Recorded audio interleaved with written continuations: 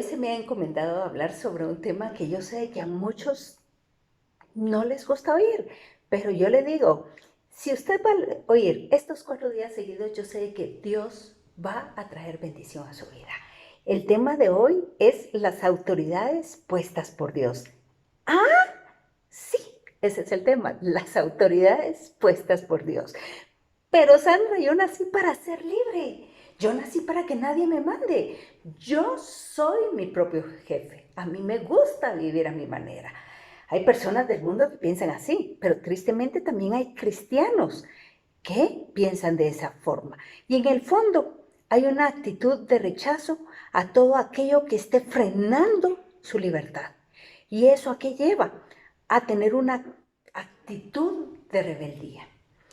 Pero no nos damos cuenta que desde que nacemos hasta que hasta que nos morimos, vivimos en una constante obediencia. De pequeños le obedecemos a nuestros padres, a nuestros maestros.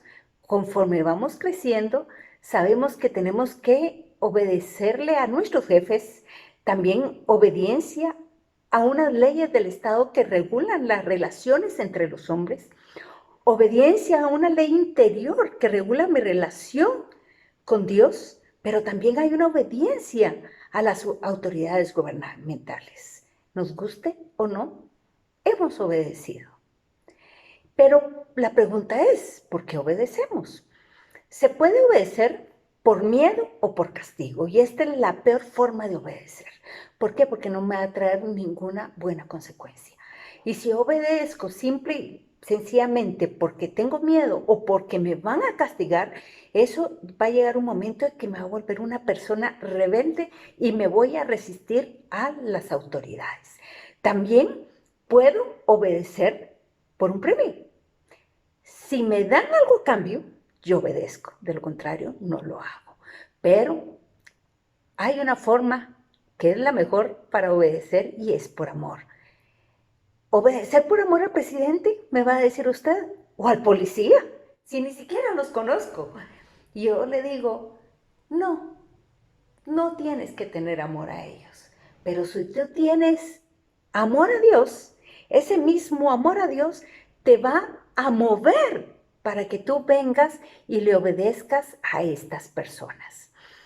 La obediencia supone confianza en el que obedece y responsabilidad en el que manda, respeto y docilidad en el que acata y justicia y humildad en el que ordena. La obediencia y la autoridad son virtudes que siempre van a estar relacionadas permanentemente. Unas veces nos va a tocar obedecer y otras veces nos va a tocar llevar el mando. Algunas veces lo vamos a hacer en magnitudes pequeñas, con número de personas pequeños, pero otras veces lo vamos a hacer en magnitudes más grandes. Y la pregunta es, ¿qué ejemplo estamos siguiendo? Tanto para obedecer o como para ejercer esa autoridad. Y tal vez me puedan decir ustedes, bueno, en mi familia, mi papá fue muy estricto y yo sigo siendo estricto con mis hijos. O me pueden decir, mi papá fue tan estricto que yo ejerzo autoridad con mis hijos de una forma tan suave que no se sabe si hay autoridad o no, ¿verdad? Pues yo te digo, hay ejemplos que nosotros tenemos que seguir. Y en la Biblia está llena de muchos ejemplos. Yo te puedo mencionar a Noé, te puedo mencionar a Abraham, a Moisés, a los profetas. En el Nuevo Testamento podemos ver esa obediencia de María, del sí de María, podemos ver la obediencia de los apóstoles, pero hay una obediencia más grande, la obediencia de Cristo Jesús.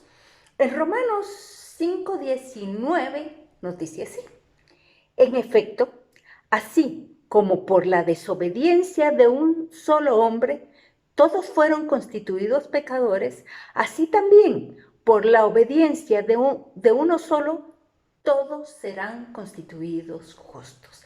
Aquí miramos que por la obediencia de Cristo Jesús vino la salvación a nuestras vidas y por eso nosotros somos justos delante de Él.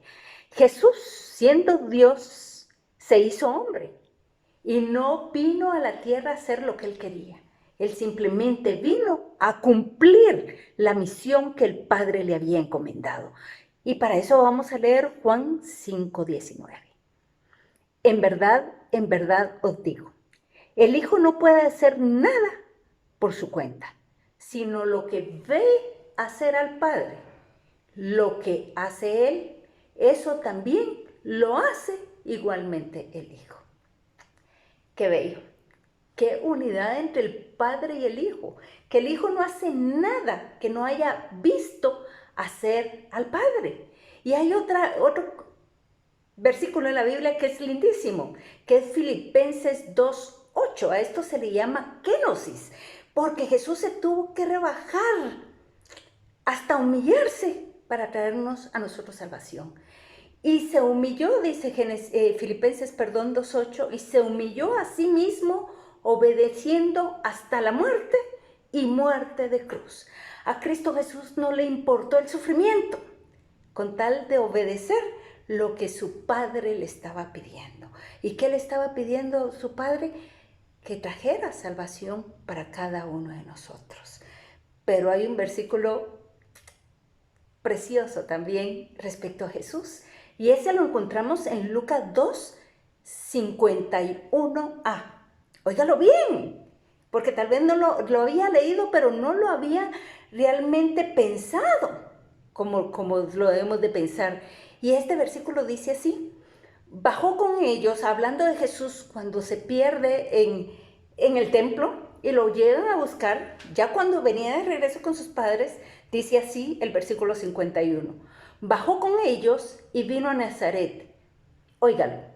Y vivía sujeto a ellos. Jesús, siendo de naturaleza divina, vino y se sujetó a sus papás, siendo de naturaleza humana. Yo sé que Jesús tenía las dos naturalezas, tanto la divina como la humana. Pero a pesar de, Él se sujetó a sus papás. Yo quiero que el día de hoy tú te quedes con esto y que pienses, si Jesús obedeció tanto a su Padre, que vino a morir por ti y por mí, si Jesús, siendo de naturaleza humana y siendo de naturaleza divina, se vino a sujetar a sus papás, ¿por qué yo no me quiero sujetar? ¿O por qué a mí a veces me cuesta tanto el sujetarme? Quédate con esto y ora al respecto. Que Dios te bendiga.